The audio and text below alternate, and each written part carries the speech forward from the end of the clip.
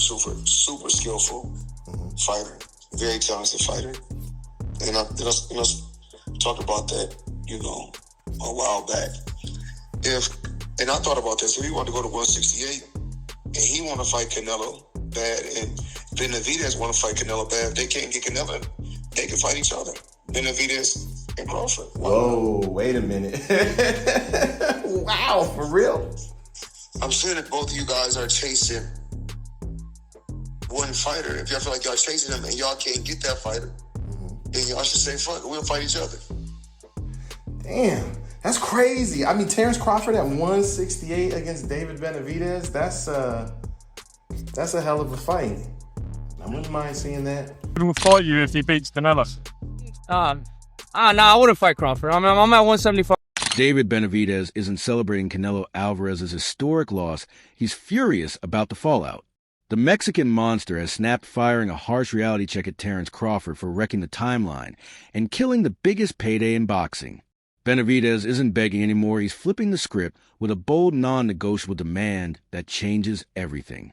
This is in frustration at a full power shift, and Benavidez is making sure the world knows it. I think he was, referring to maybe if David could go and fight Crawford. Like, that's crazy. To be honest, that would be even an embarrassment to me to say, David's too big for Crawford. Now who said that? Plus, you've seen Bo Mack also. They're not interested in David, Let's focus on what we have, and, I've been seeing a lot of weird things happening in boxing these days. We got Tank fighting Jake Paul. We got Terence Crawford fighting Canelo. We're focused on the fight that's coming. You'd think Benavidez would celebrate his rival's defeat, but the truth is far more complicated than it looks. I didn't see it.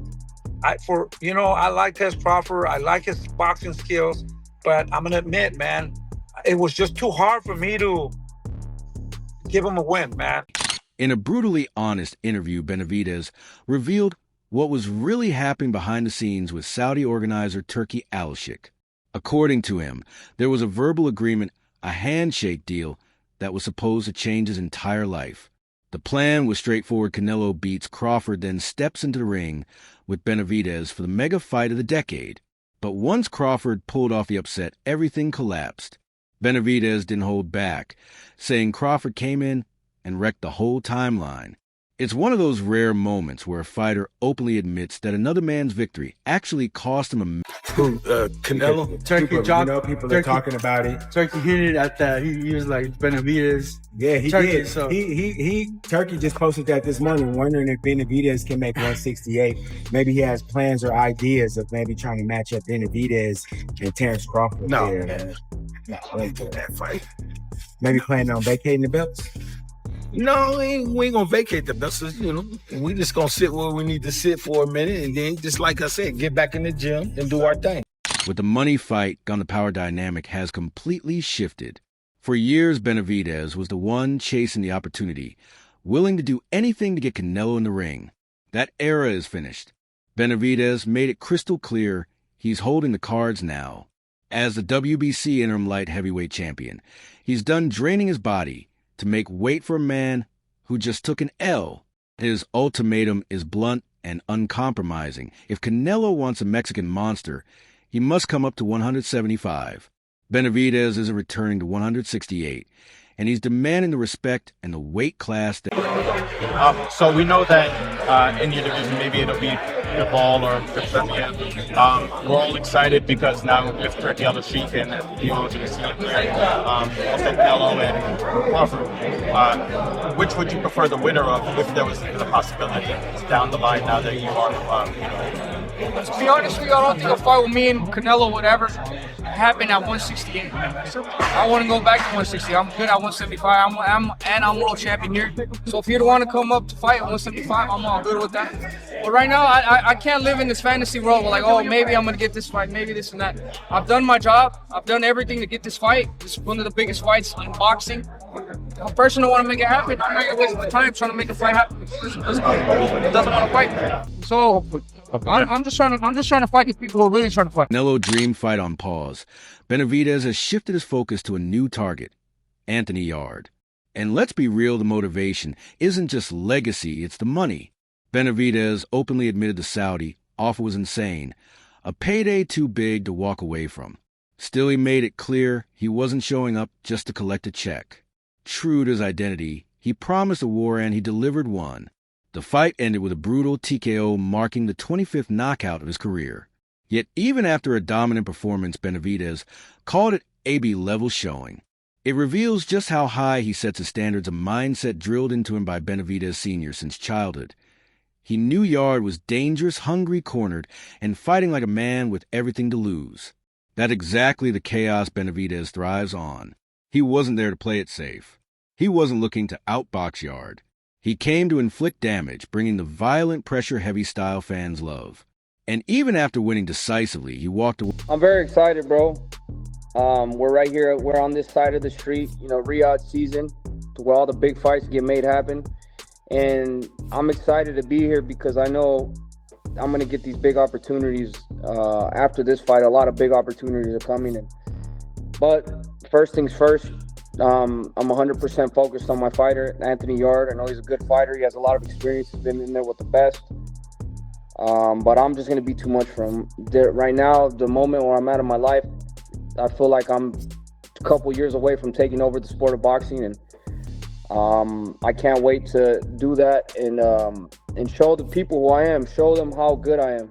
Like I said, there's a lot of great fighters on this side of the street, and I'm ready to fight all of them, and I'm ready to prove myself to the world and to the people that I'm going to be the best. For years, Benavidez's career revolved around the fight that never happened. The question was always, when will he face Canelo? But in a moment of real growth, he admitted he's finally letting it go.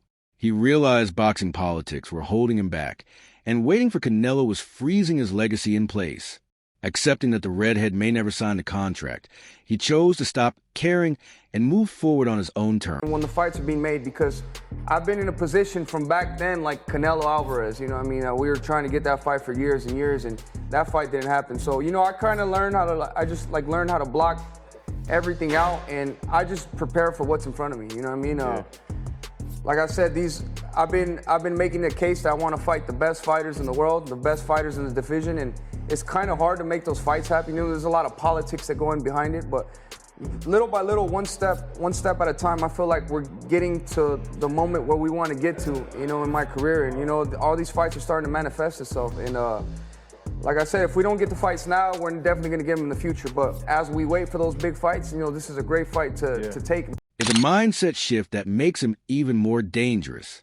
He's no longer a challenger waiting for a champion's approval. He's forging his own path, no matter what the big names choose to do. I'm not going to be stupid and say, if I could get a fight with, Usyk, I got to give the respect to the weight classes. They're there for a reason. But if I could get a fight with Surdo Ramirez, I think right now is the best time to make it happen, because I always knew there would be a possibility of fighting him, but now this is the best time to make it happen. Two Mexicans, and fighting, maybe we can make it in Las Vegas, in the United States after this fight. And honestly, what else does Surdo Ramirez have?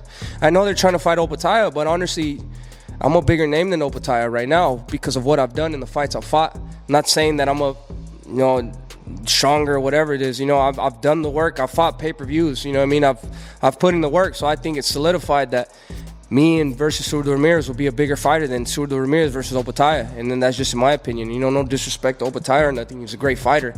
But I think it makes sense on both sides for me and Surdo Ramirez. Canelo is out of the equation. What's next? Benavidez has a bold new direction.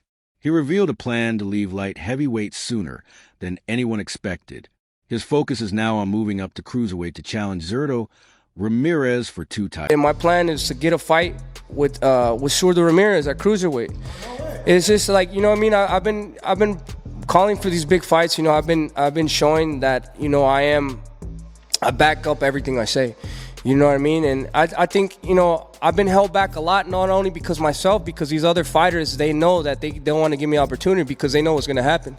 And I think that's more and more apparent day by day.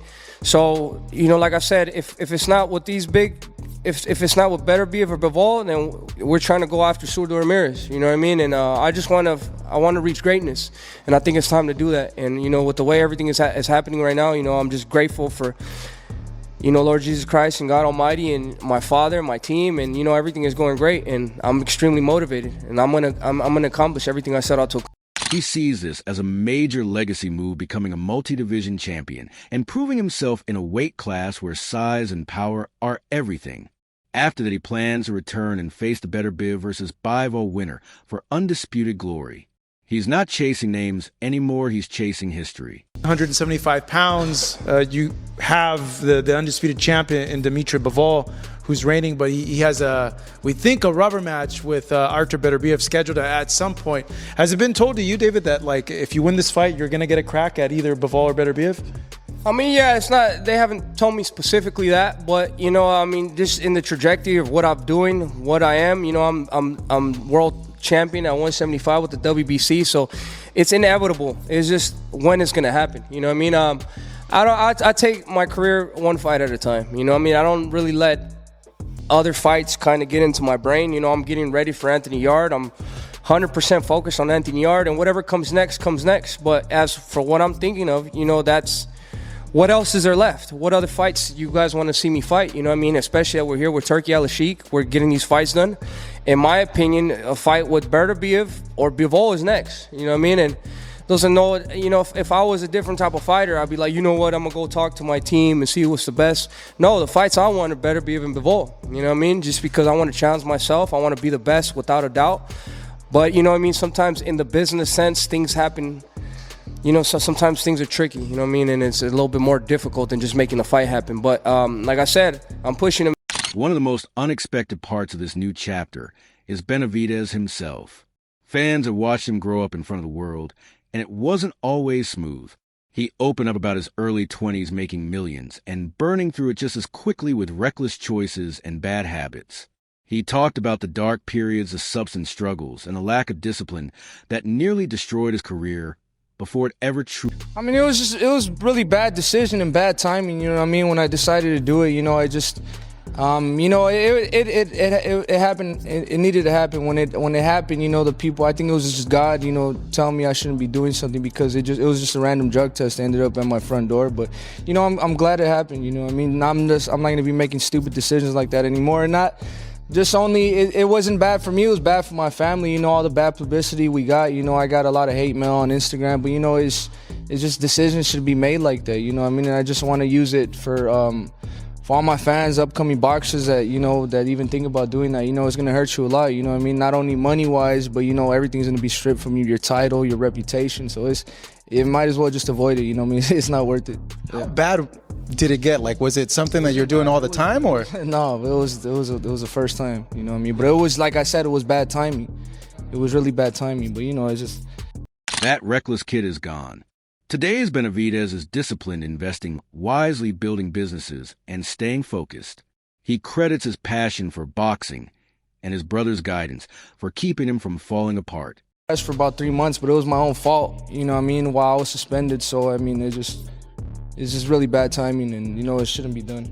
So that happens. The title has to, I believe, relinquish it, and then it's out there. You're saying that you were depressed a little bit. How were you able to build yourself back up and get through all that?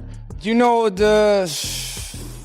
know I'm better than most of the guys in the division, So after, I get stripped of my title, I get suspended, this and that, I just hear a lot of guys talking, but they weren't talking when I was right there, And that just led me, like I said, you live and you learn, I didn't kill nobody, it wasn't as bad as it was, Do you feel that you should have been stripped or relinquished from it? Yeah, I deserve to get stripped, because the champion shouldn't act like that, but it's just, I know I'm better than most of these guys on my weight division. I just want to show the fans, And I'm just coming back stronger than ever, basically. Common theme, obviously, you're trained by your father. You've got Brian Norman trained by his father, Devin Haney by his father. Starting to see certainly at the elite level now, a lot of fighters taking that family route. Why do you think it is that there's so much success coming through in that aspect, and why are you and your father having so much success together? I think it's better to have a father-trainer-son relationship because you're fighting for two people. Back then when I was younger, I didn't only fight for myself. I didn't really care about it. I was an amateur, nothing. I didn't care about nothing else when I'd go on the sparring sessions. I'd only care about making my dad happy or angry. And even if I made him angry, I'd get He'd take me back home and freaking spank me for doing bad. So in that case, you know, you always got to have something to fight for. You know what I mean? Now I fight for my family, fight for my wife, I fight for my children, my father, and my mother, and my brothers and sisters. So it's easy to let yourself down if you're fighting for more people. You know what I mean? It gives you that extra energy to not let yourself down and not let your people down. David Benavidez may have missed out on a fight with Canelo, but he gained something far more important: his independence. He's no longer chasing ghosts or rely on handshake deals that could collapse. Now he has a plan, a huge payday in Saudi Arabia, and a clear path to becoming a multi-division world champion. In a way, Terence Crawford didn't ruin his career. He may have saved him from waiting forever. The big question now with Canelo in the rear view: does Benavidez have what it takes to dominate the cruiserweight division and become boxing's new face on his own? Is that, whether it be from Turkey or from your team, whoever it may be, that a fight with a Bivol or a Canelo is next? Have you had any conversations? There's been no assurance for the past 3 years, you know, especially I was number one trying to fight Canelo. I was number one my last fight to fight Bivol. So there's no assurances. You know, I take every fight, every performance one fight at a time. You know what I mean? So my mind is 100% focused on Anthony Yarde, and whatever comes next, comes next. Do you think they're avoiding you? I don't. I think what better be in Bivol, the timing is just wrong for them. You know, Bivol just had a back surgery. Then Beterbiev wants to get the rematch with him. So, I mean, I can understand that. I wouldn't say they're scared of me. That's it for today's video. If you enjoyed it, be sure to like, subscribe, and hit the bell so you never miss our future uploads. Share your thoughts in the comments, and we'll see you in the next one.